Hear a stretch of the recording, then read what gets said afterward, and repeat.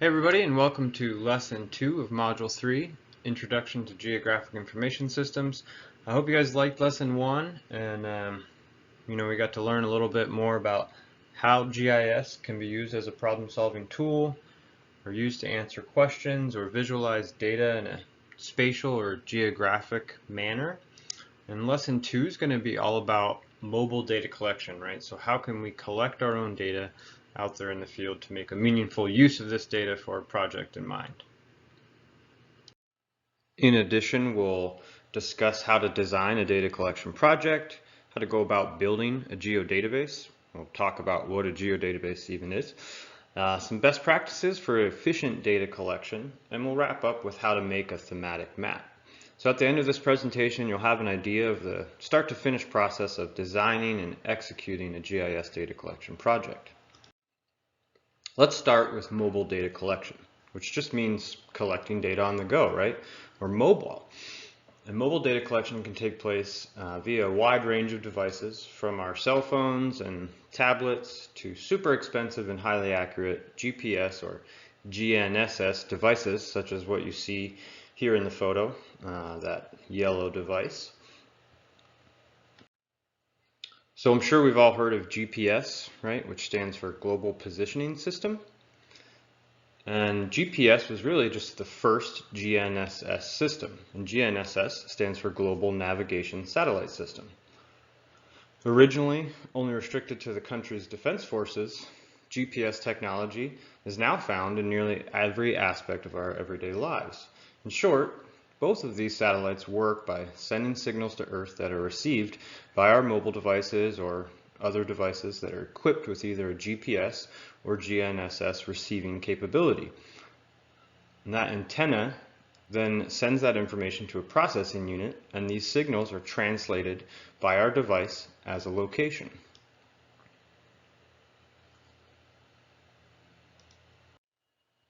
And we can use mobile data collection to capture and store the geographic location of an object using X and Y coordinates, such as latitude and longitude. And that location information is stored along with the attribute information related to that object. So we talked a lot in Lesson 1 about how important attribute information is in GIS data, right? And the ability it gives us to display or query that data. And mobile data collection is really beneficial on many levels because it can be deployed quickly and easily, can help to streamline workflows and update archaic asset information. So you may have agencies out there, federal, state government, or municipalities that you would be surprised to find out that they're still keeping track, performing these workflows on paper copies, right? So GIS mobile data collection provides a great opportunity to update some of those workflows.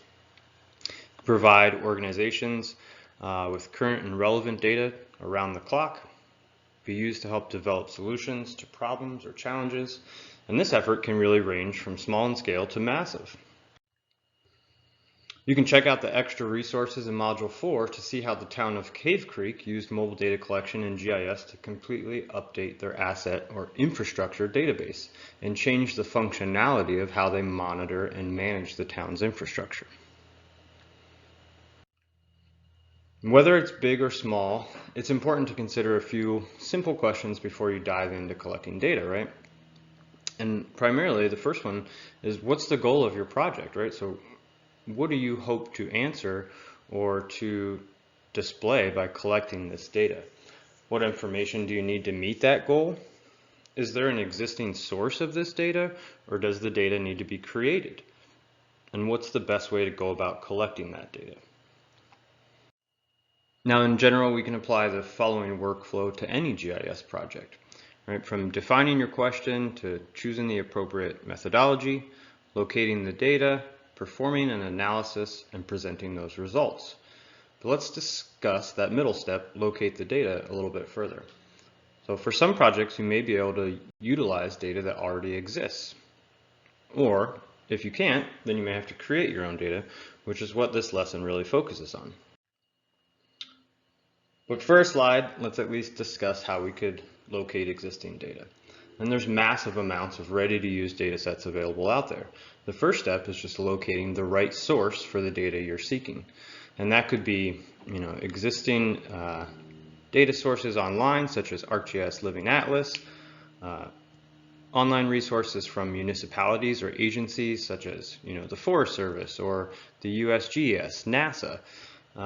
You'd be surprised to see, just a simple Google search will provide you these ready-to-use GIS data sets. So on the top left here, we see census data. Again, Google search GIS data census, and you're going to get a link to this website from the United States Census. Similarly, we can see on the top right there, GIS data available to the public from USGS. On the bottom left, this is Tempe, the city of Tempe's GIS database that they offer, open source to the public. And on the bottom right, we can see the Living Atlas provided by Esri. So again, a lot of great resources out there if you are going about, trying to find some existing data for your project. But like we said, for the sake of this presentation and this lesson, we're going to focus on creating our own custom data. And that really is beneficial because it lets you create data that fits the needs of your project, right? You can custom tailor those attributes that will provide meaningful information for the data you're looking to collect. Now you could build a geodatabase in the desktop or software required version of ArcGIS. The latest version out there, again, is called Arc Pro. Or what we'll do in this lesson is utilize the user-friendly interface of ArcGIS Online to create that data. And again, a geodatabase is really just like a library or catalog that we can use to store and organize our data. The geodatabase contains unique feature classes that represent different objects or phenomena. And those feature classes contain a table of attributes, which again we discussed in lesson 1. And the geodatabase can also store raster data, such as imagery. And really the key to the geodatabase is that all the data stored inside it has geographic location tied to it, right? Has some location information tied to the data that exists in that database. And we can structure our geodatabase to set up for successful mobile data collection. A geodatabase developed with care will store all your data in an organized and efficient manner.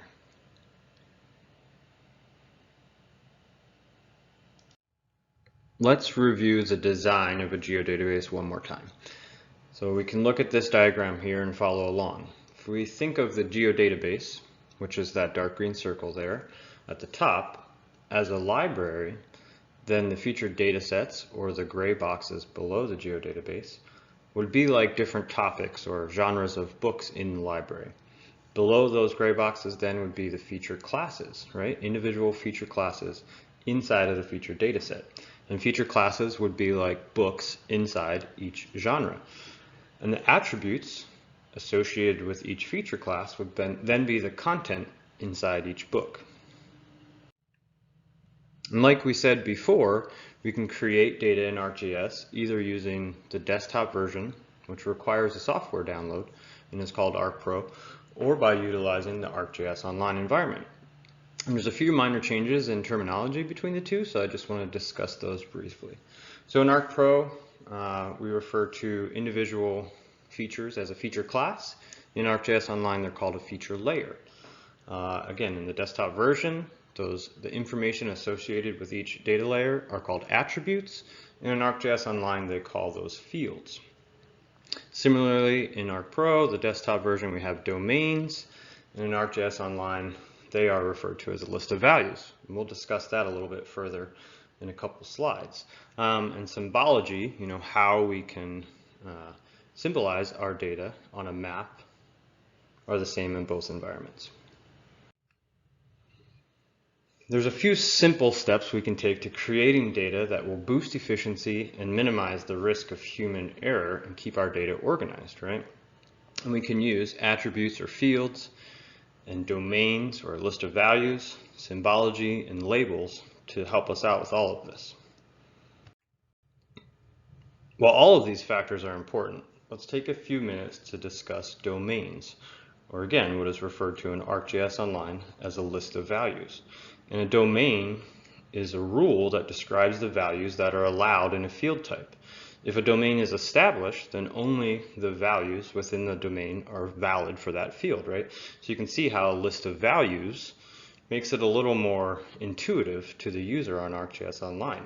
If we have a list of values or domains established for a data set, then we can only select from that list of values in that field. Now, there are a lot of great benefits that can come from establishing domains or a list of values for our data. But in my opinion, especially when it comes to mobile data collection, the best use is to create drop-down menus for our list of values, right? Because imagine poor Justin being out there on the Lower Salt River, crouched down underneath a tree, trying to get some shade and hope a snake doesn't bite me in the butt, and typing in Boswellia cloa ishamum. That would be insane, right? But with a drop-down menu, I don't have to type in those individual words. Because with an established domain or a list of values, we simply click the plus button to collect a new data feature. And we can see here on the left, the field name is the common native plant, and there's a domain established for that field name, also called common name. So now, instead of having to type those names in, I just click my plus button to collect a feature, and I'm given a list of those common names to choose from. All I have to do is click one of those common names. And aside from increasing efficiency and providing a more user-friendly experience, domains reduce the potential for errors that can become really problematic down the road. Because while GIS is an incredibly powerful tool, it's really just a machine, right? And machines can only be as smart as we make them. And what I mean by that is the GIS is going to store all our features based on the name we provide. And any discrepancies in that name will result in a unique feature being created. So if we provide multiple formats of a name, the GIS only knows how to store that as an individual feature.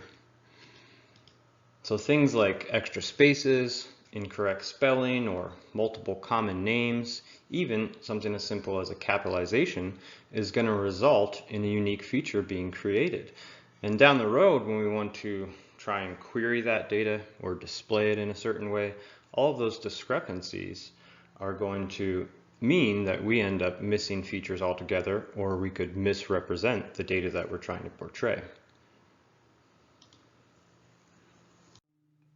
Okay, so up to this point, we've discussed kind of the benefits of mobile data collection, how to go about designing a data collection project and building a geodatabase.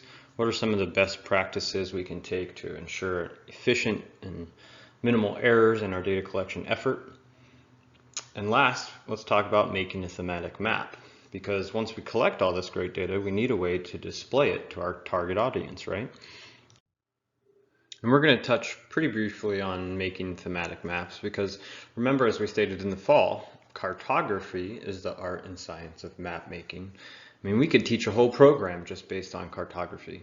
If you're really into maps, you could go on and get multiple college degrees and become a professional cartographer. But for now, let's just cover some of the basics of a thematic map, right? So a thematic map is a single or multiple topic map focused on a specific theme or phenomenon. And so that differs from the reference maps we're accustomed to, for navigating or getting our way around town, because thematic maps have attributes that make spatial patterns clearer, shedding new light on the object we're discussing, right? So we can use thematic maps to analyze the spatial distribution of our data, identify patterns and trends, or search for correlations between two or more data types. So let's just take a few minutes to review this thematic map we're looking at here. And just from looking at this map, we can assume that the theme it is covering is drought in the United States, right? And let's hop around the map a little bit and discuss a few factors that are important to include in any map, really, and some that are especially important with a thematic map. Let's start with the map title. A well-titled map will give the audience a clear idea of what they're looking at on a map, right? Because this seemingly simple addition of adding July 2021 tells us a lot more about this map. Without that, we wouldn't know if we were looking at drought conditions, say, for the last 100 years in the US, or if we were maybe just focusing on drought in the West.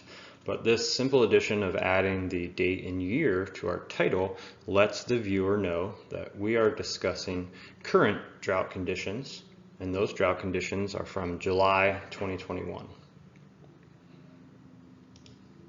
Next, we have the legend, right? And the legend is going to tell the audience what they're viewing on the map, right? And it's going to express that symbology that's used to show varying data, right? So here we can see the varying shades of kind of tan to red, dark red there, that are showing drought intensity, right? And symbology can really be used in an effective manner, because just by looking at the color of this map, our brains automatically think, okay, probably the red areas are experiencing the most severe drought and those tan areas are less drought, right? That would be less meaningful if, say, that color scale was from blue to purple, right? But our brains recognize that kind of varying shade from tan to red, and so that works really well when we're discussing drought intensity.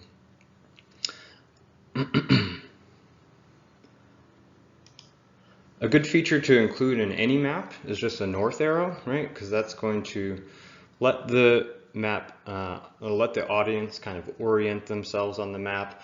General rule in map making is that north is usually facing the top of the map, but that's certainly not true, and it's especially important to add that north arrow if your map isn't oriented in that manner.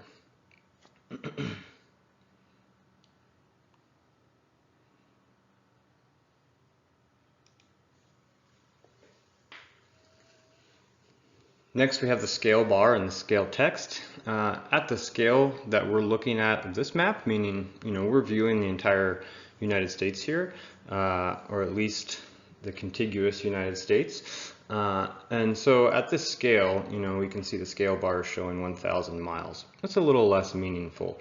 But if you were, say, zoomed into a smaller scale, where it was less obvious kind of what scale you're looking at, or there's no areas of reference such as states or highways, cities, then that scale bar can become really useful.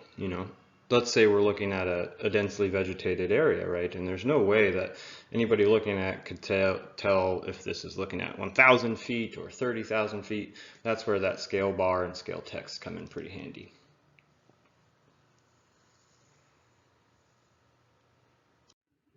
So back in Module 1, we used remote sensing and Google Earth to inventory features and vegetation in a local community park, right?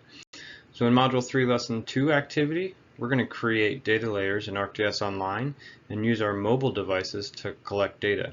Now, if you guys don't feel comfortable or you're not able to get out to a local park, in your neighborhood, you're totally free to do this, kind of modify this activity and do it on campus.